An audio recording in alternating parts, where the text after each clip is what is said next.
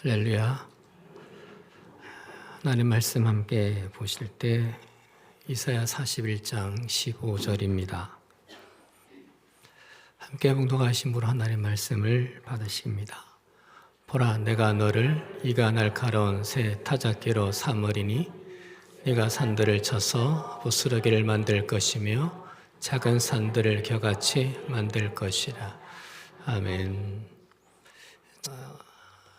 나흘 동안 수고 많으셨습니다. 감사드리고요. 오늘 마지막인데요. 주님은 겨자씨만한 믿음만 있어도 산도로 들려서 바다에 빠지라 해도 그대로 된다고 말씀을 하셨어요. 그런데 산을 움직이는 그 믿음은 사실은 나를 움직이는 믿음인 것 같습니다.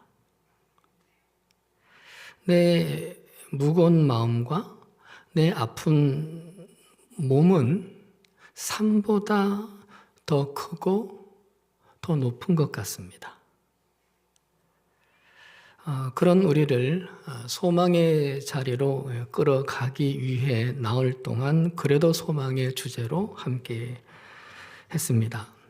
최약이어도 소망, 버림받았어도 소망, 묶였어도 소망의 말씀을 함께 하셨고, 오늘은 소망 없어도 소망의 말씀을 함께 보시려고 합니다. 오늘 말씀은 이사야서입니다. 이사야는 전체 66장인데 세 권으로 구분할 수 있습니다. 1장부터 39장까지의 제1 이사야서, 그리고 40장부터 55장까지 제2 이사야서, 그리고 마지막 56장부터 66장까지가 마지막 제3 이사야서입니다. 시기와 상황이 조금씩 다르기 때문에 그렇습니다. 오늘 본문은 제2 이사야서가 시작이 되는 40장에 이어서 두 번째 장인 41장입니다. 배경은 주전 6세기 중반쯤입니다. 이스라엘 백성이 바벨론의 포로로 잡혀가 있던 때입니다. 포로가 된 지 한 해, 두 해, 그리고 10여 년의 시간이 흘렀습니다. 뜨거운 기도, 간절한 소망들이 서서히 시든 들꽃처럼 되었을 때입니다. 처음 포로가 되었을 때는 희망이 있었습니다. 곧 돌아간다는 것, 곧 회복된다는 것. 근데 그렇지 않았습니다. 발바닥 아래는 여전히 폐허요. 사방은 꽉 막혀 있었죠. 상황이 좋아질 기미가 전혀 보이지 않았죠. 반복해서 거절당하고 있는 소망, 계속하여 쓰러져 가는 소망에 하나님이 야속해집니다. 숨쉬기도 힘이 듭니다. 마음이 회한과 탄식으로 시커멓게 타 들어갑니다. 이젠 기도할 힘도 없습니다. 영혼조차 어둠 속에 갇힌 것 같습니다. 현실만이 아니라 내 영혼도 이제 더 이상 어찌할 방도가 없으니 체념하고 넋을 잃었습니다. 그저 하루가 주어지면 그 하루를 견디는 것이 최선이었습니다. 이들의 마음이 제게도 공감이 되고 느껴집니다. 하루가 기적이고 하루가 은혜입니다. 그 하루의 기적, 하루의 은혜가 감사인데, 그래서 죽어도 감사하기로 결단도 했는데, 무조건 감사만 하자고 했는데, 그래서 감사하다고 고백도 하는데, 그런데 그 하루가 버겁습니다. 어제도 병원 두 곳을 갑자기 가야 할 일이 생겼습니다. 또 하루의 은혜로 어제를 견뎠고 떨리는 오늘을 다시 만났습니다. 영혼까지 끌어모아, 영끌이라 그러죠. 영끌을 해 주님을 의지해야만 주어진 하루를 보낼 수 있습니다. 하루의 기적, 하루의 은혜가 고맙기도 하지만 야속하기도 합니다. 하루하루를 꼭 그렇게만 살아야 하나? 야박한 은혜가 아닌가 싶습니다. 이런 생각을 하는 것 보면 내가 아직 목사지만 나는 아직도 멀었나 보다 싶습니다. 그러다가 이스라엘 백성들에게 내리신 만나가 생각이 났습니다. 하루의 만나였습니다. 매일매일 그랬습니다. 이틀도 아닌 단 하루였습니다. 40년 동안 하루하루였습니다. 하나님이 못 줘서가 아닙니다. 하나님이 없어서도 아닙니다. 하나님이 싫어서도 아니었습니다. 매일매일 당신의 백성들을 만나고 싶으셨습니다. 매일매일 미우나 고우나 그들을 보고 싶으셨습니다. 매일매일 하나님만 의존하는 그 모습, 하나님을 찾아 나와 하늘을 우러러보는 당신의 백성들을 보고 싶어서였습니다. 그렇게 생각이 됐습니다. 하나님께서 내게 그런 모습을 보고 싶어 하시는구나 생각되니까 정체 모를 감사가 좀 더 확고해졌습니다. 그래서 매일매일 힘을 다해 하나님을 의지하자, 안간힘을 써서라도 그 하나님을 만나자 다짐합니다. 여러분도 마찬가지라 생각이 듭니다. 바벨론 포로지에 있었던 이스라엘 백성들도 그랬습니다. 바로 그때 40장부터 제2 이사야가 시작이 되고 있습니다. 1절에서부터 울컥해집니다. 너희는 위로하여라. 나의 백성을 위로하여라. 너희의 하나님께서 말씀하신다. 위로하여라. 내 백성을 위로하여라. 짙은 어둠에 한 줄기 빛을 선사해 주시는 말씀입니다. 하나님은 우리를 단순히 안심시키려고 달콤하게 말씀하시는 그런 분 아니십니다. 늘 진실하시고 늘 성실하십니다. 하신 말에 반드시 책임지십니다.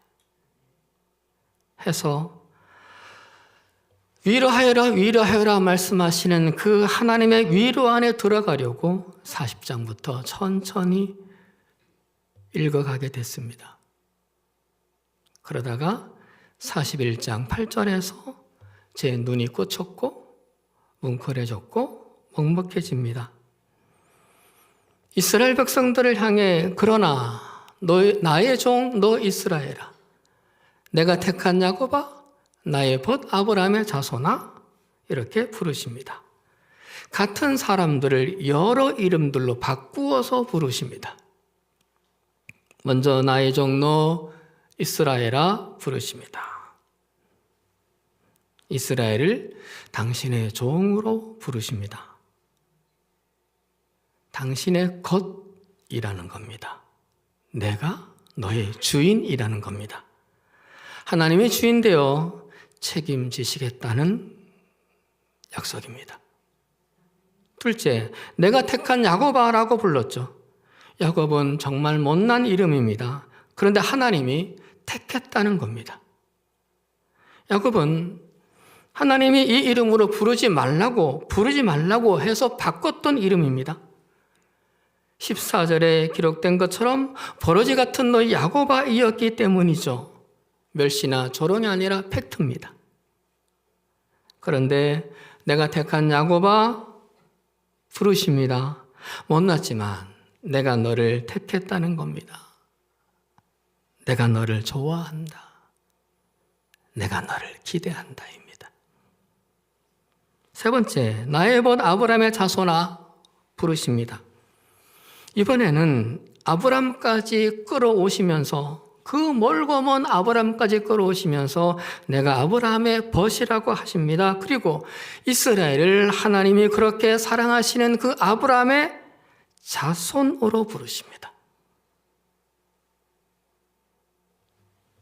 자손은 뭡니까? 자식을 보면 아버지가 보입니다. 자식을 보면 어머니가 보입니다. 해서 아버지 어머니가 좋아 자식을 함부로 안 합니다. 나의 벗 아브라함과의 관계를 봐서라도, 친구를 생각하는 하나님의 그 마음 봐서라도 너를 살피겠다는 속마음의 표현입니다. 하나님이 이렇게 야곱과 아브라함까지 소명해서 이렇게까지 말씀하시는 것은 기어이 위로하시려는 의지이십니다. 정령 도우시려는 거죠. 소망 없는 자들에게 소망을 주시려는 위로이자 약속입니다. 이 하나님이 우리도 위로하십니다. 이 하나님이 우리도 도우십니다. 이 하나님이 우리에게도 소망을 주십니다.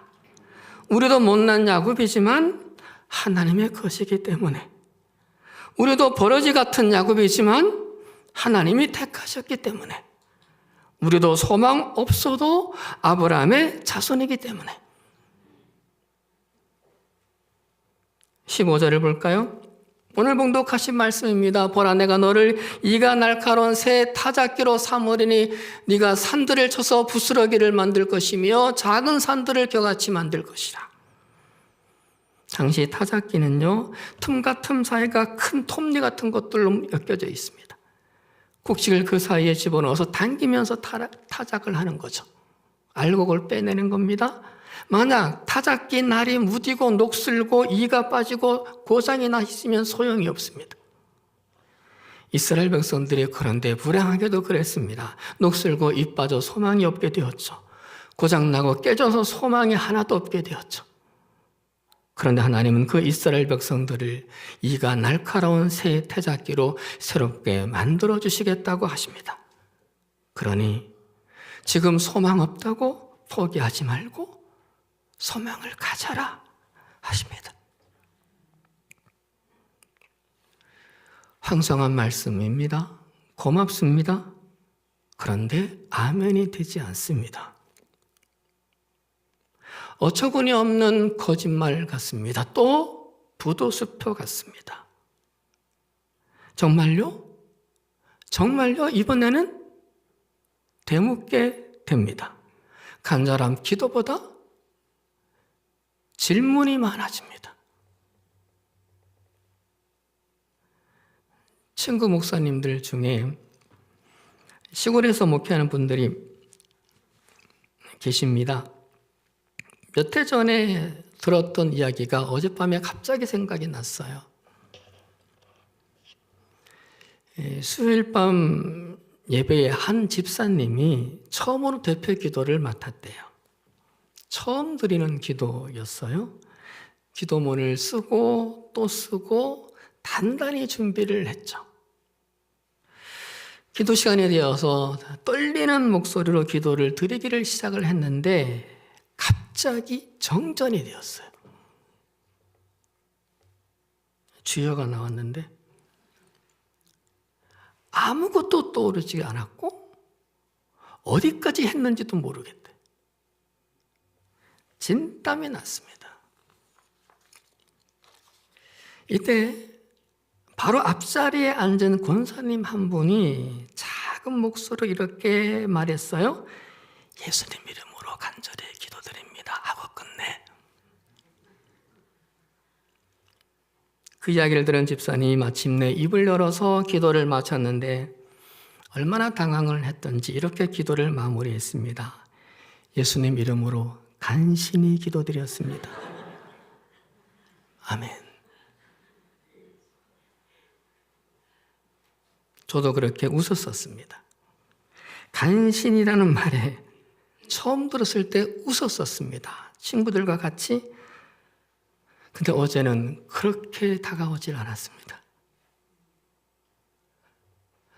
은혜 가득하게 다가왔고 눈물로 다가왔습니다. 웃음이 아닌 눈물로.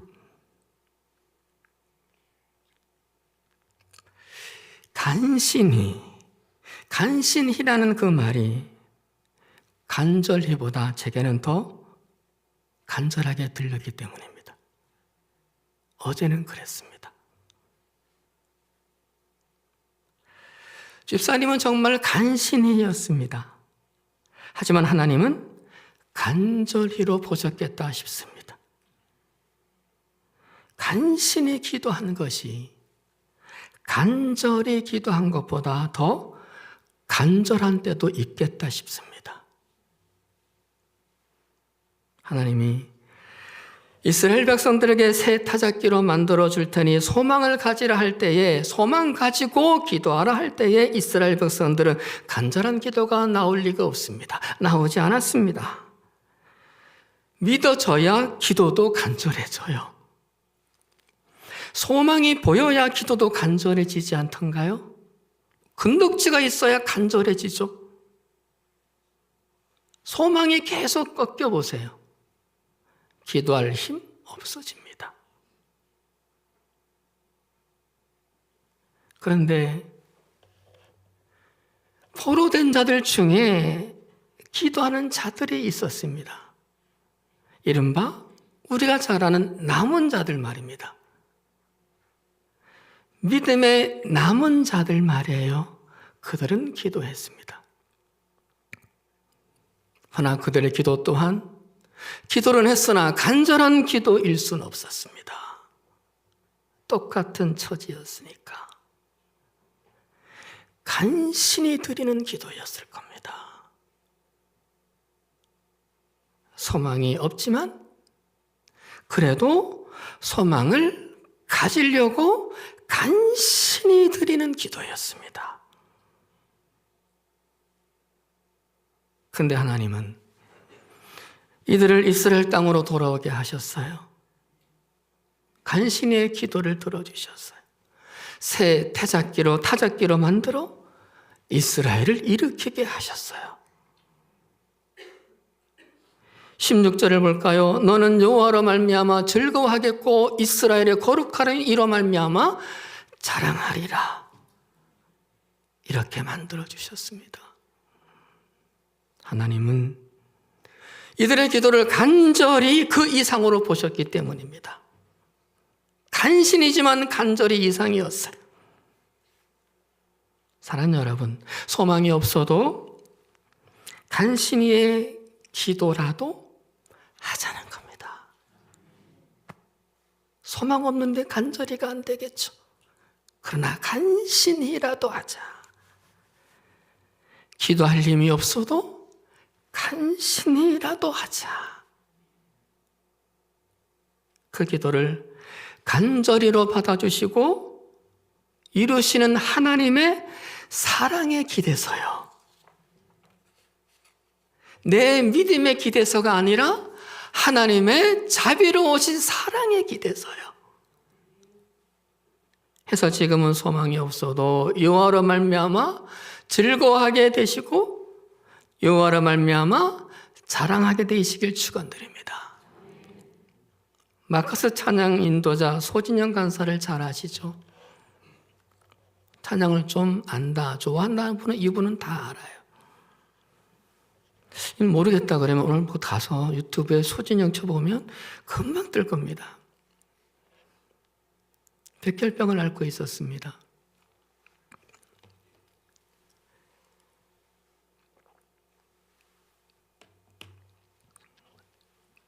조혈모 세포 기증자가 나타났습니다. 그런데 의사가 임신하지 못하는 거 아시죠? 물었습니다. 마음이 무너졌습니다. 이식수술을 포기했습니다. 아이를 택했습니다. 아직 임신도 되지 않은 아이를 택했습니다. 대신 약물 치료를 하기로 했습니다. 매일매일 약을 먹으며 힘겨운 삶을 하루하루 살았습니다. 그러다가 기다리던 임신을 하게 되었습니다. 기쁨 대신에 금방 걱정이 앞섰습니다. 이젠 약을 끊어야 했습니다. 먹던 약을 끊어야 했죠. 더 나빠지면 어떡하나? 더 안 좋아지면 어떡하나? 그 불안 속에서 하루하루를 눈물 속에서 살았습니다. 그런데 어느 날 주님이 물으시는 것 같더랍니다. 왜 매일 두려움 속에서 사느냐? 하루를 살아도 기쁨 가운데 살 수 없느냐?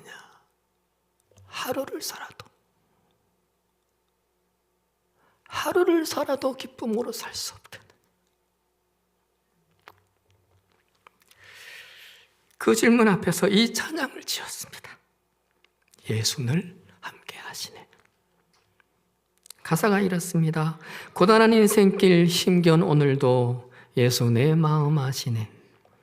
지나간 아픔도 마주할 세상도 예수 내 마음 아시네. 하루를 살아도 기쁨으로 가리. 예수 늘 함께 하시네. 후회도 염려도 온전히 맡기리. 예수 늘 함께 하시네. 믿음의 눈도로 주를 보리라. 이 또한 지나가리라. 설교 후에 이 찬양을 마음을 모아 부를 겁니다. 사랑하는 여러분, 예수 늘 함께 하십니다. 그래도 소망? 그렇게 살아갑시다. 제가 억지 쓰는 게 아닙니다. 제가 고집 부르고 땡깡 부리는 거 아닙니다. 그리고 교리도 아닙니다. 신학도 아닙니다. 제 삶의 고백이고 진리입니다. 함께 하시는 주님이 내 눈에 보이진 않아도 내가 절대 부인하지 않을 영원한 진리입니다. 첫날 설교 때 한자 한자 한 문장 한 문장 꾹꾹 눌려서 설교를 준비하려고 한다고 말씀드렸습니다. 그랬습니다. 꾹꾹 눌러서 나를 함께 했습니다. 다시 한번 꾹꾹 눌러봅니다. 예수 늘 함께 하신다. 진심입니다. 시대의 찬양을 요즘 제가 좋아하고 있습니다. 그들이 부르는 노래 중에 욥의 노래라는 곡이 있습니다. 성경 인물을 한 사람 한 사람 노래를 했더라고요. 모든 게 사라진 그날 눈물과 고통만 남았지. 왜 이런 일이 내게 온 걸까? 끝없는 질문에 지쳐갔어. 이렇게 가사가 시작이 됩니다. 그리고 마지막에 이렇게 끝납니다. 이제 알았어. 모든 게 은혜였다는 걸. 끝까지 나를 사랑하신 그분. 영원히 나를 안아주실 그분. 사랑합니다. 욥의 고백이 고마웠고 욥의 고백을 따라 잘 부르지 못하는 노래를 불렀습니다. 사랑하는 여러분, 최약이어도 늘 함께 하십니다. 버림받았어도 늘 함께 하십니다. 묶였어도 늘 함께 하십니다. 소망 없어도 늘 함께 하십니다.